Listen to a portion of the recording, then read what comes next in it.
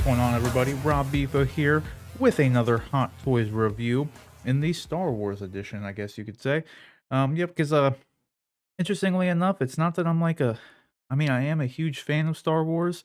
It's kind of just coincidentally that I decided to start collecting the Hot Toys with the Clone Wars kind of in mind. And I'm not, that might sound odd because I'm not like the biggest Clone Wars fan either. It's just like Hot Toys started making a lot of Clone Wars era stuff right now, and there's a lot that's still to be released. So it seemed like a very good theme to kind of jump in on. And here is another piece of that edition here, a piece of that collection that I'm kind of going for right now, which in some ways is kind of the first one I've actually gotten because I have the Phantom Menace Maul, and then which was kind of a Grail piece I always wanted, and then I got the Qui-Gon Jinn, which happened. He was in Phantom Menace as well. It's kind of right before Clone Wars, so nothing really has been truly a part of the Clone Wars until kind of now with this Commander Cody piece. And I gotta tell you, I'm very excited to have him here, and he's a very great looking clone. Comes with a lot of accessories. So without further ado, let's take a closer look here at everything that comes inside of the box. All right, so firstly, here is the box here laying flat. You have your standard, as always, gray and black Star Wars design here that Hot Toys and Sideshow both do with the Star Wars figures. Along here, you have your movie masterpiece banner that goes around with a depicting Commander Cody receiving the Order 66 call. MMS 524 Movie Master Stars or Series. I think it's Movie Master Series. Having a brain fart. It's been a long day. Number 524, Commander Cody 1/6 scale collectible figure. Again, with another Cody pose there. And coming along the side again with the banner. On the back, you just have your standard credit section. And that pretty much does it for the box. Now, inside the box, you have your art print. Is pretty nice. Then you have a ton of accessories. As I said, he is definitely loaded out to the teeth here. He's got weapons, he's got armor, he's got holograms. He's kind of got it all. You have your additional piece here with the light up arm attachment, alternate hands, replaceable pegs, Yoda. It was this Obi-Wan, Emperor Palpatine, and another trooper. Then you have a long rifle. Like, actually, instead of going through and telling you everything that comes in here, let's go ahead and get him completely out of the box, get everything lined out, and take a closer look at everything that he does indeed come with. All right, everyone. So here is Commander Cody in all his accessory glory. He absolutely does come with a fair amount of stuff indeed.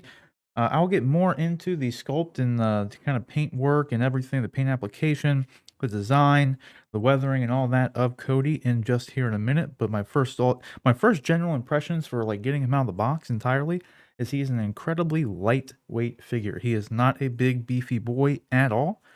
He's like honestly, he feels, despite all the armor, he feels lighter than like the Phantom Menace Darth Maul. Like I'd have to actually hold it and compare, but I mean even the weight's even similar to like the Bespin Leia. It's very strange. He's a very, very lightweight figure, but he looks absolutely fantastic in my opinion. He is going to be a very good addition to the collection.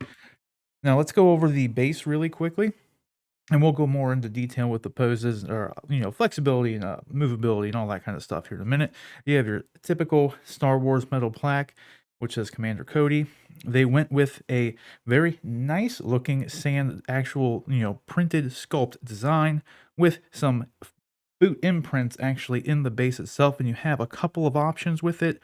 One kind of half foot where you can have one like kind of in and hanging off the back, and then another more just museum style pose like standard right there in the front. But this does look really good. It looks very, very realistic, like some muddy sand. It's a very nice paint application. I think they did a good job with this. You have a standard crotch grabber, but you have a kind of more rounded actual pole for it. Not, whoops, almost dropped her there. Not the standard just like rectangle one. So this one does have a little bit of a different aesthetic going to it, and it does look nice just sitting there. That covers that. Then you have a selection of weaponry here. You have this long rifle. All of the guns and everything have the same paint job to it. They have very minor kind of weathering done to it. You can see like kind of along this section here, a little bit along the barrel section there towards like the tip in particular. A little bit of scrapes around here. Nothing too fancy. These are very lightweight as well. The weathering kind of differs on the back side of it. And you can see it's kind of lightly done. Kind of a generic thing, but honestly, with a lot of Star Wars weapons, other than the actual design, they're pretty generic when it comes to like the paint apps. Most of them are just like a solid black or something like that. So it gets the point across and it does the job.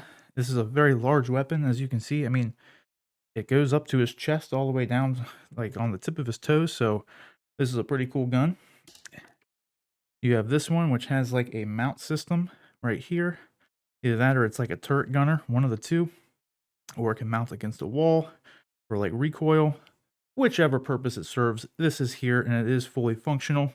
And again, kind of your basic gunmetal, kind of blackish paint application with some light weathering running throughout, which just gives it the more metal appearance rather than the plastic appearance of it being one solid color.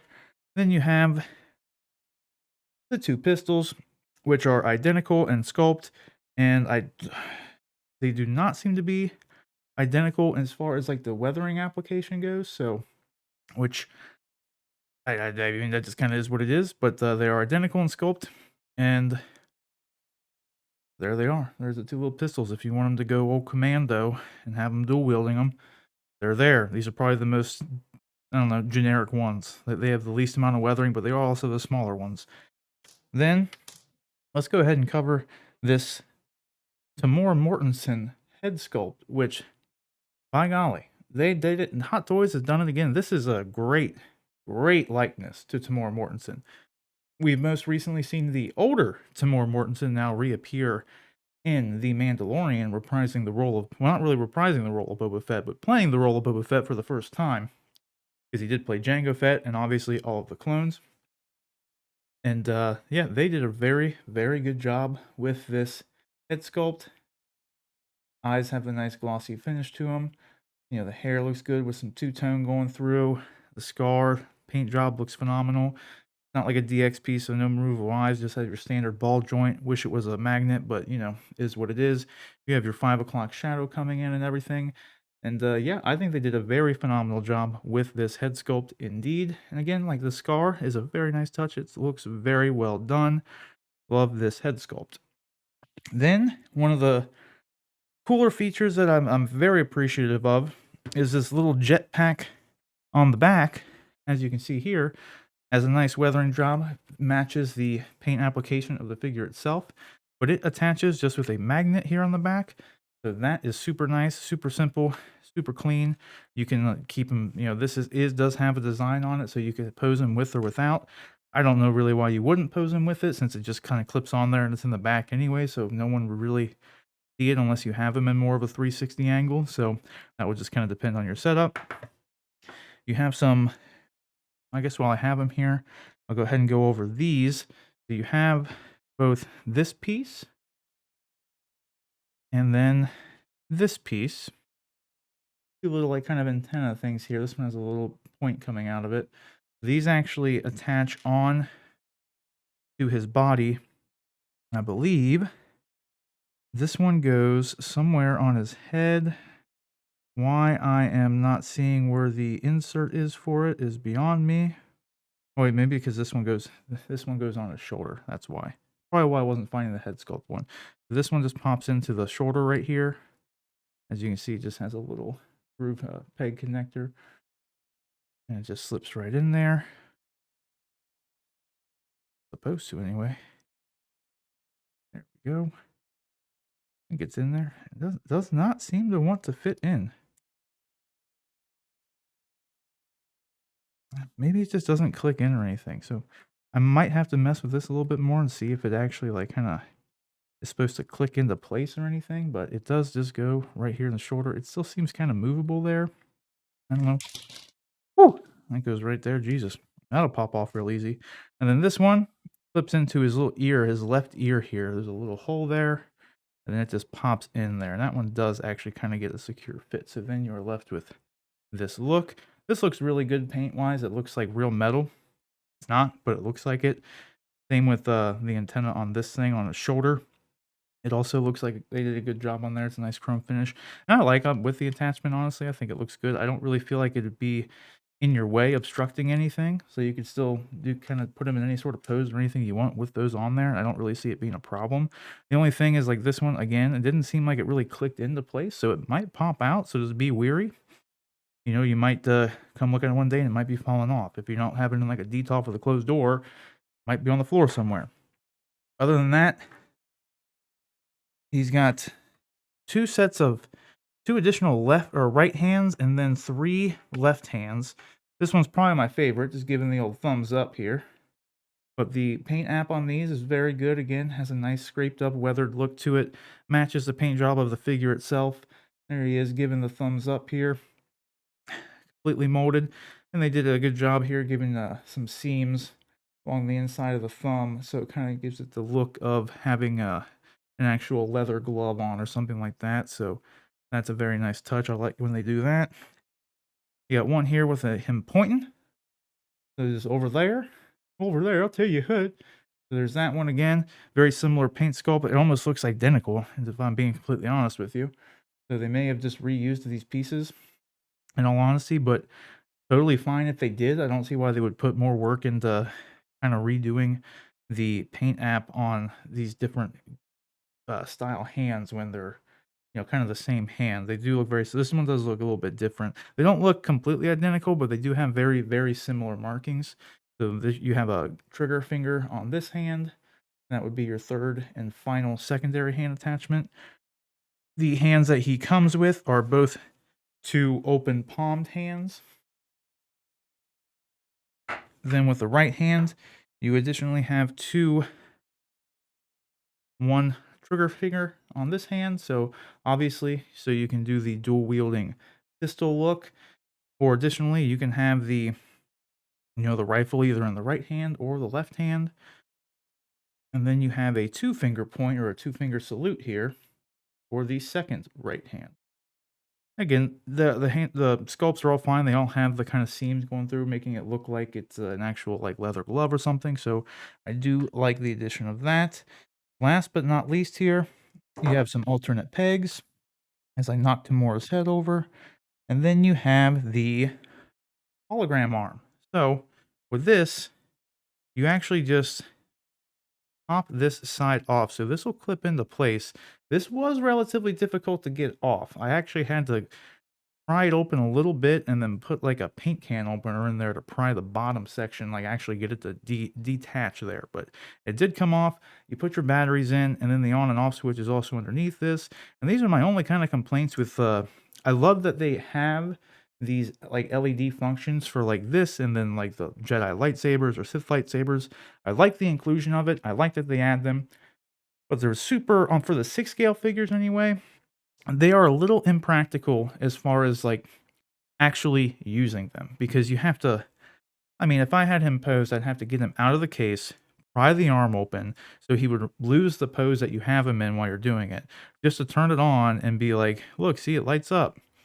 And then that's pretty much all you would get. If there was, I get that, you know, there's really nothing they can do about it. I wish there was a way that the on button could be somewhere kind of hidden in plain sight, so you didn't have to take everything apart. It's just kind of a hassle to deal with. That's why on my, even the Jedi or Sith figures I have, I typically do not even like mess with the lighted lightsaber, just because it is kind of a hassle. Not as bad for them because they just have cloth Velcro that you can just move. Not so much Darth Maul, but at least Qui-Gon did. He's probably the easiest to get to. But nevertheless, that is there. We'll go ahead and we'll put on one of the attachments here. You just pop these in, and then you turn it on, and it creates the effect that you have a lighted hologram, which might be kind of hard to tell because all the lights here. But there's on, and there's off, and then on, and then off. But yeah, with the quarter scale figures, they are big enough for, like with a lightsaber, for instance, the quarter scale lightsaber hilt is big enough for the watch batteries that, you know, kind of fit inside of it. So then the activation switch is actually on the lightsaber itself. So that is like super ideal. So if you ever get a quarter scale with a light up function, that's a good way of going about it, at least with a lightsaber. I don't really know how they would get around it with the arm, just because, again, I don't know. That's just, maybe they'd be able, since they have a little bit more room to work with, they could put the activation switch somewhere on the outside. I don't know. That's kind of the only gripe I have with these, but that's not really any fault of the figure. That's just a design flaw due to the scale of the figure. So that is what it is. But let's take a look here at Commander Cody himself and wrap this up here. So with mobility, you are limited quite a bit. So the shoulder will definitely hit there. You can kind of pull it down so you can raise it up a little bit more, but you are going to be a little bit limited just due to the armor that you have on here. And it is a typical, like, standard butterfly joint. You do have a little bit of give. You can pull it out a little bit and then pull the shoulder pad down again, kind of bend it up, get a little bit higher range of motion if you need to. The armor is all in separate pieces here. So like the shoulder pad will move, has an elastic band here, like attaching it. This, it can move completely independent on the bicep. Same with the elbow plate. The wrist plate is actually built into this arm. This is the detachable arm that would go, you would interchange with this arm. Sorry, I hit the camera there, but you interchange with here. It just has this little hexagonal joint and it pops on right here. And then you have the lighted one on there. I'm like, again, I'm just going to use the regular arm, but there's that. So again, you do have a little bit of, mobility issues just because of the armor, but you have a double jointed elbow, so you can still bend everything and the elbow pad doesn't really get in the way. You have your standard ball joint around the hand, so decent range of motion there. Your head has pretty good mobility, even with this helmet on. It seems like he,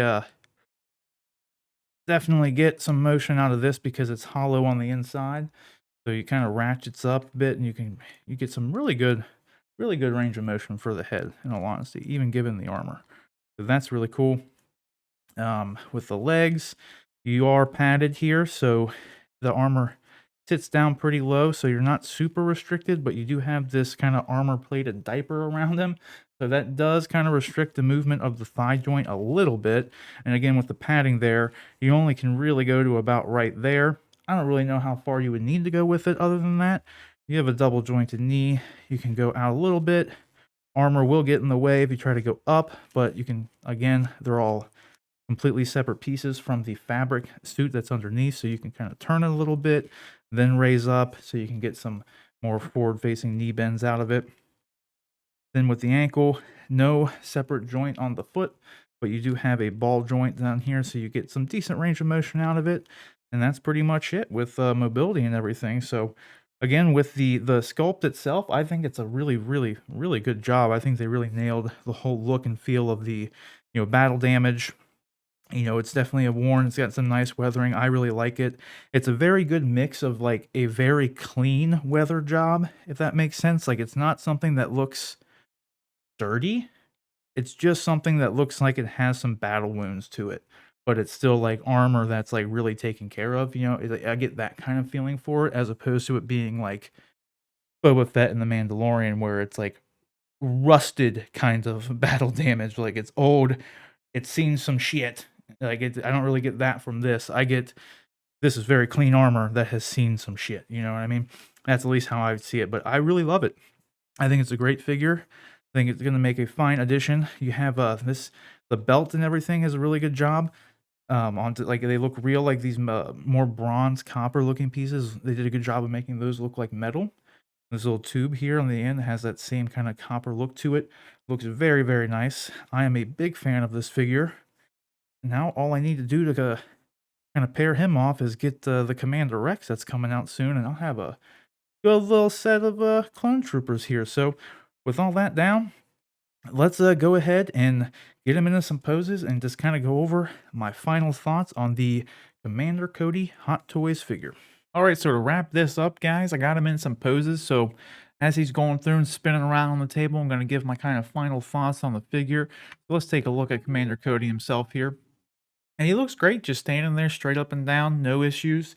He can definitely stand on his own, no need for the stand. I personally pose him on the stand myself, like in my display case.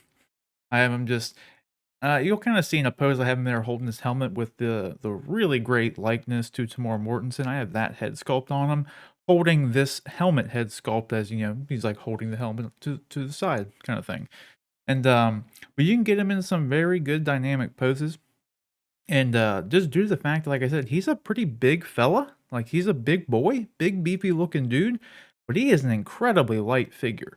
So, like, you shouldn't have any issues with, like, too much weight pulling him one way or the other, like, he is very, very lightweight.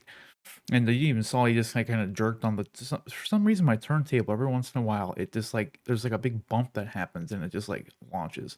By the way, I kinda have him in a very similar pose to that, except I have him with the long rifle cocked into his shoulder, holding it down, just relaxed, and that's how I have him in my display case. I don't know why I didn't get any shot of him in that final pose for the video. I didn't really think about it, but that's just maybe it was just because I did this and then I was like, "Well, let me go put him in the shelf." Either way, but I really like it. I think the paint job and everything looks phenomenal. I think it looks really well done. I like all the little nicks and just, like, paint scuffs all over, really depicting that, he's been in battle. I really like that. I love the undersuit and how all the armor is, like, individually attached. It's not just, like, sculpted on. It's not like one sculpted piece. It actually is, like, armor that you could pretty much take off piece by piece in all its entirety. I really like that. Of course, wouldn't be complete without putting him in the classic, Order 66, transmission received pose, so you can definitely do that. It looks good. I've seen a lot of people who have gotten this figure, they like to they have him in this exact pose, which why not? This is really the most memorable and iconic scene that Commander Cody's in, because in Attack of the Clones, this is it. This is what you see. That's the guy.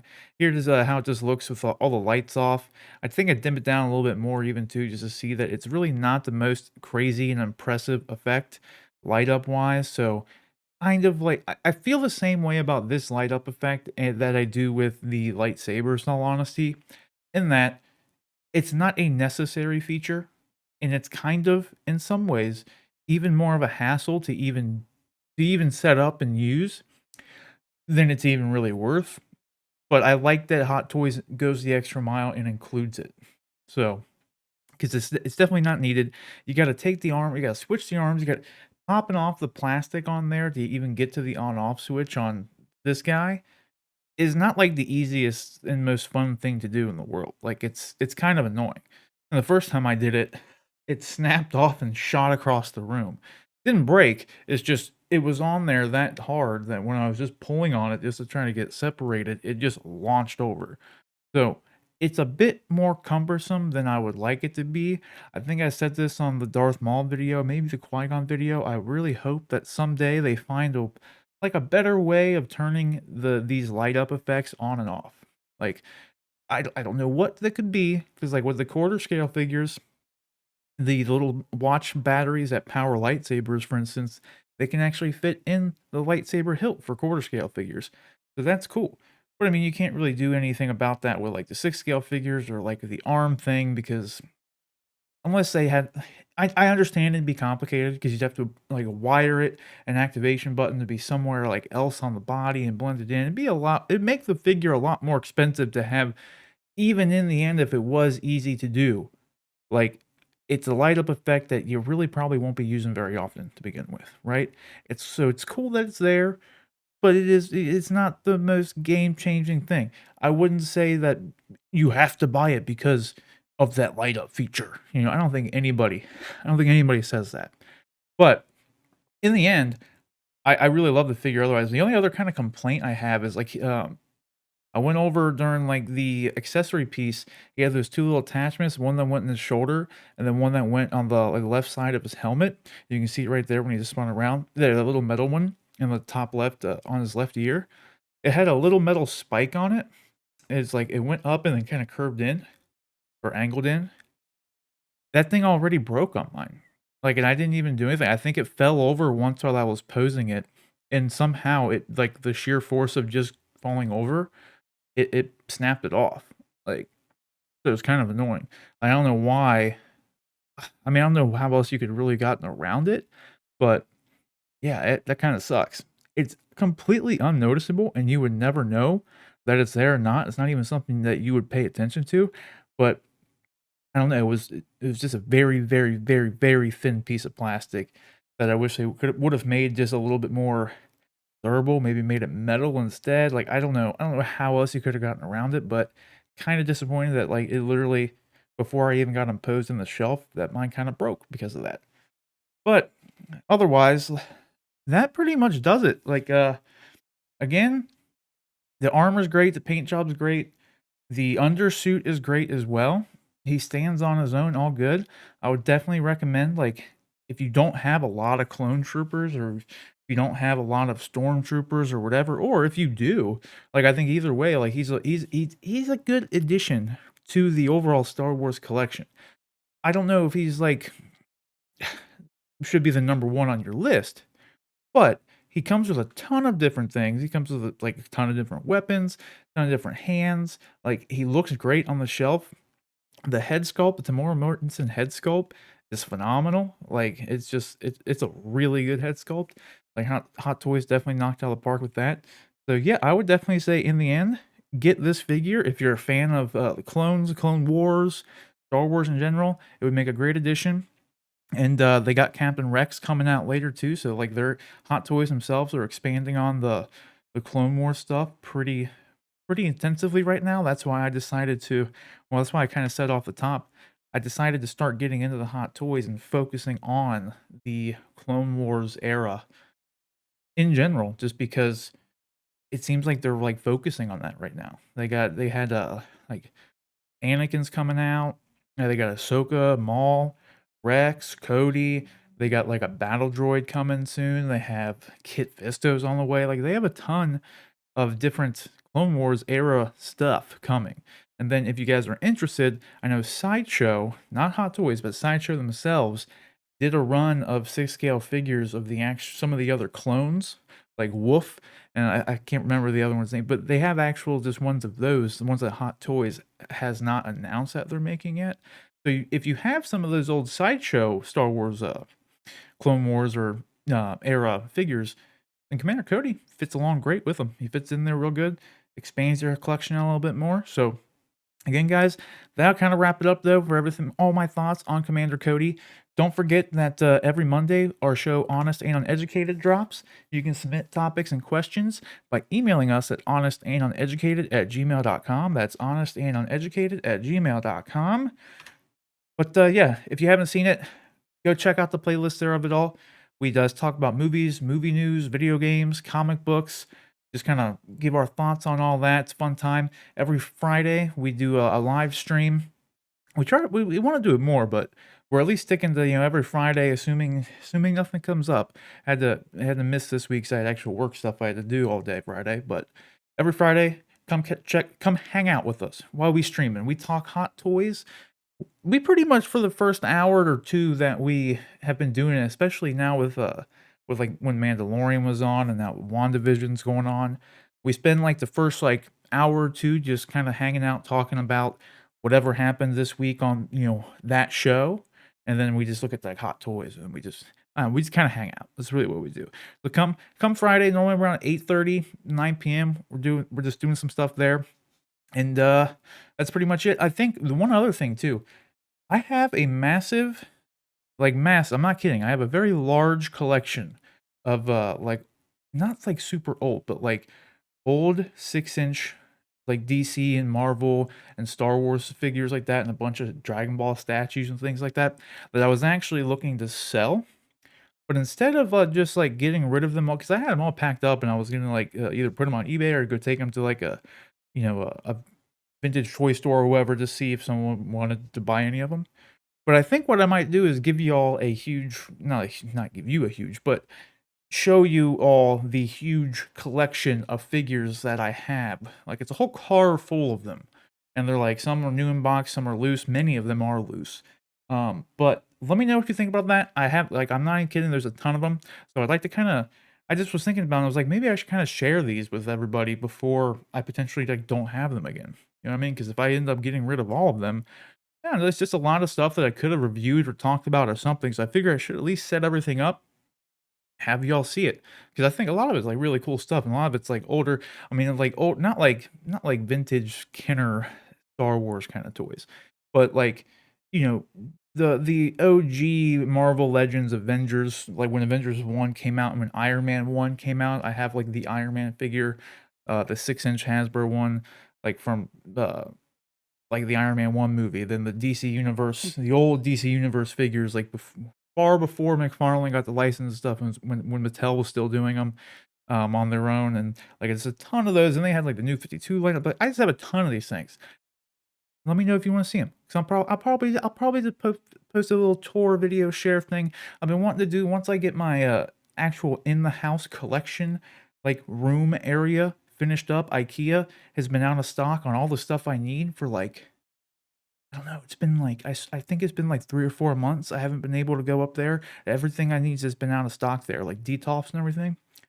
So I'm trying to get all that room figured out, and I could give you, like, a room tour and everything too, but either way, whichever comes first, I'll either give you a quick little tour of all the, miscellaneous figures that I've collected over the years that I'm trying to, like, offload somewhere, or, I'll just include that, if IKEA ever gets the items I need in stock, into an overall room tour. So stay tuned for that, and then, of course, next week, I will have the Solo hot toy, or the Han Solo Darth Maul hot toy, do that review next week. So next Wednesday, come back, check that out. But that's it for me. I rambled on for a little bit too long, guys. So either way, come back next week.